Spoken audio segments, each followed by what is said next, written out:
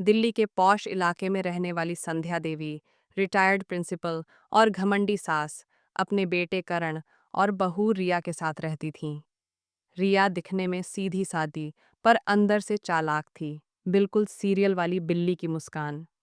शादी के पहले साल तक सब ठीक रहा, लेकिन जैसे ही करण का प्रमोशन हुआ और वो ऑफिस के चक्कर में बिजी हो गया, घर में शुरू हुई सास बहू की खामोश जंग।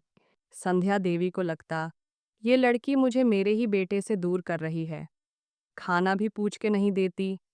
वहीं रिया अपनी सहेलियों से कहती, मेरी सास खुद को रानी समझती है, अब मैं दिखाती हूँ असली खेल। एक दिन रिया ने बहुत प्यार से कहा, मम्मी जी, अब आपको आराम करना चाहिए।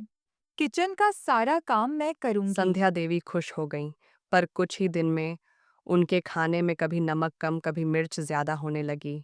फिर रिया ने करण से धीरे से कहना शुरू किया, मम्मी की तबीयत अब ज्यादा ढल गई है। कुछ बातें भूलने भी लगी हैं। डरती हूँ अकेली रह गई तो कुछ उल्टा सीधा न कर बैठें। करण चिंतित हो गया। धीरे धीरे उसने अपनी माँ से दूरी बनानी शुरू कर दी। एक दिन संध्या देवी ने देखा कि उनका अलमारी से एक कीमती हार गायब है। शक हुआ और सीधा जाकर रिया पर इल्जाम लगाया। रिया रोने का ड्रामा करने लगी। आपको मुझ पर भरोसा नहीं? मैं तो आपको माँ मानती थी।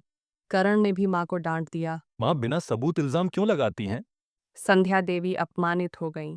उसी दिन उन्होंने फैसला किया, अब ये बहू देखेगी असली सास कौन होती है। अगले दिन से संध्या देवी ने एक डायरियां लिखनी शुरू की, बहू की हर चाल, हर झूठ, हर चालाकी का रिकॉर्ड।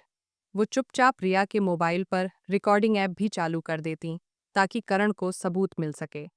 रिया की प्लानिंग चलती रही, खाना देर से बनाना, घर के मेहमानों के सामने सास की बेइज्जती और आखिरकार करण को मना लिया कि मम्मी को अब वृद्धाश्रम में शिफ्ट कर देते हैं। रिया ने खुद संध्या देवी के लिए एक वृद्धाश्रम बुक करवा दिया। जब कार बाहर खड़ी हुई और संध्या देवी को पैकिंग करते देखा गया, पूरे मोहल्ले की औरतें इकट्ठी हो गईं। रिया ने कहा, मम्मी जी को अब सुकून चाहिए। यही सोचकर तभी संध्या देवी ने मोबाइल से एक वीडियो चलाया, जिसमें रिया अपने किसी दोस्त से कह रही थी, बस एक बार सास बाहर हो जाए, फिर पूरा घर मेरा। करण के होश उड़ गए। मोहल्ले की औरतें भी कह उठीं, अरे बहू तो चालाक निकली। जब तक माँ माफ ना करे तुम वापस नहीं आओगी। करण ने रिया को उसी दिन मायके भेज दिया। संध्या देवी ने मुस्कुराकर कहा, मैं सास जरूर हूं पर बेवकूफ नहीं। घर में फिर शांति लौट आई।